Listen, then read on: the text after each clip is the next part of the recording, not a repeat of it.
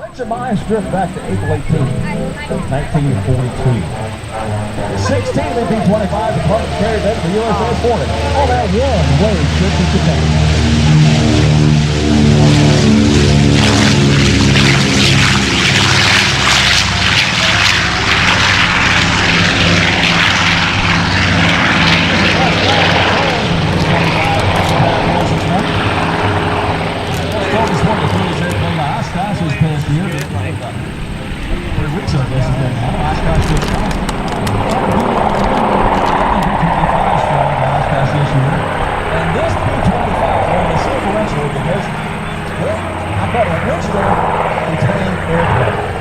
This still has all of the nice Warbird plate seats in the airplane. This is the way the airplane flew in the 1940s. They had about 20 to 25 knots of wind over the deck from the storm, to be able to launch all 16 B-25s off the carrier deck in less than 1 hour. Every airplane launched off deck, and every airplane made it to its destination. They're targeting for Tokyo, Yokohama, Yokosu, Nagoya, Kobe. Yeah, the green one is falling. Every man hit the target. They took out the $10,000 molten bomb sights that could drop their bombs at less than 1,500 feet. They developed little sheet metal bomb sights for the airplane. They called it the Mark Twain bomb sight. It cost about 20 cents to guys to make it. From the left, briefing time B-25. List a pair of R2600 radial engines. Ask Jim, that's going on.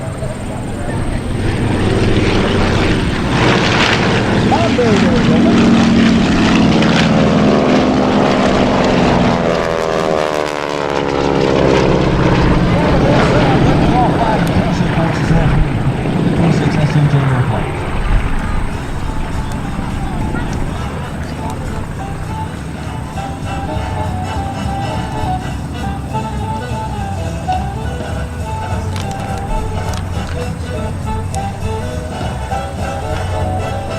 B-25 almost 200 miles further out they'd land on.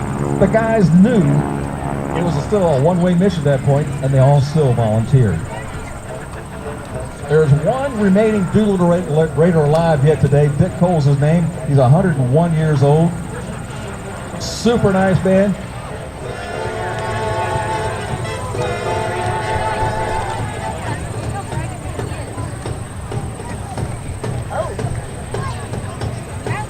Again from the left, the B-25 calls some breaking time in the airplane, but Russ Scranton controls the airplane. Dan Marusa right on his wingtip flying pursuit for us this morning. There's a nice shot.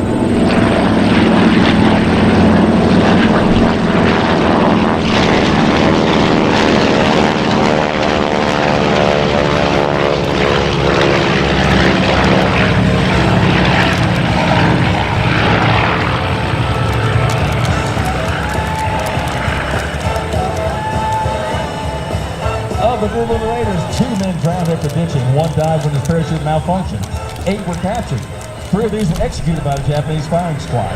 1 died from severe malnutrition. 4 came home, victims of torture and solitary confinement after 3.5 years of captivity. 56 raiders found themselves behind Japanese lines in occupied China. The friendly Chinese peasant farmers and militia assisted these airmen to evade the rampaging Japanese troops, who were infuriated and humiliated by American bombers bombing their capital. The Japanese troops massacred an estimated 250,000 Chinese. Again, we're doing helicopter rides all day today. We're shutting down almost a couple times this afternoon during the program. If you'd like to take a helicopter ride all the way straight back in front of this KC-135 back there. On it, put in these 50 caliber machine guns. They also had a 30mm cannon that's mounted in front of the nose of the B-25. It had 2 50 caliber machine guns that they called guns mounted beside the fuselage of the airplane.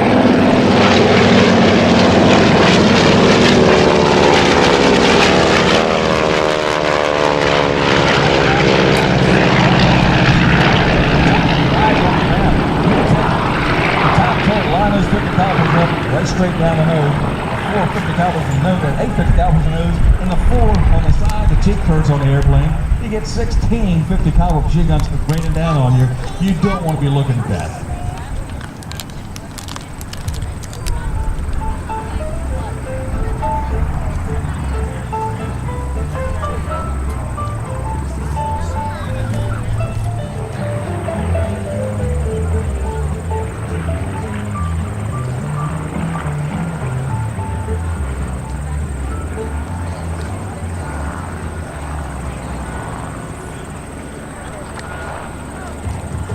right, we're going to capture B-25 right now. Russ Strand's got the gear down, flap down, bomb bay doors closed.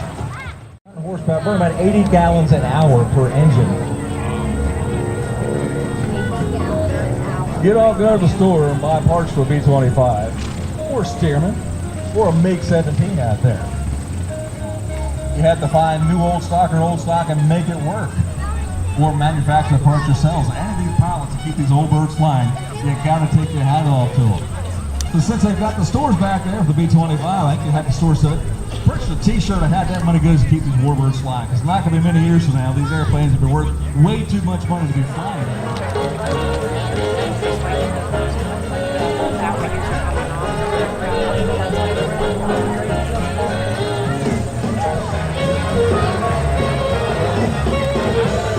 And Brandon gonna touchdown the SNJ for us this afternoon. Morning. Almost afternoon. Guys are raw, wandering around the ramp out there looking at all the airplanes on static display. If you want to learn anything about the airplanes, just ask the pilot or the owner of the airplane. I guarantee you they will tell you more than you ever wanted to hear about that airplane. Sitting on, don't let them sit down on the wheel pin. That's the thing that covers the tire up on the airplane. You don't want them sitting down and breaking something on somebody's airplane. I smell kettle corn up here. Again, the helicopter rides are going on all afternoon today, so Waterback, get yourself a ticket. I think it's 45 hours a helicopter ride. You get to see the Wilkes, Barre, Scranton area from the air if you've never seen it before.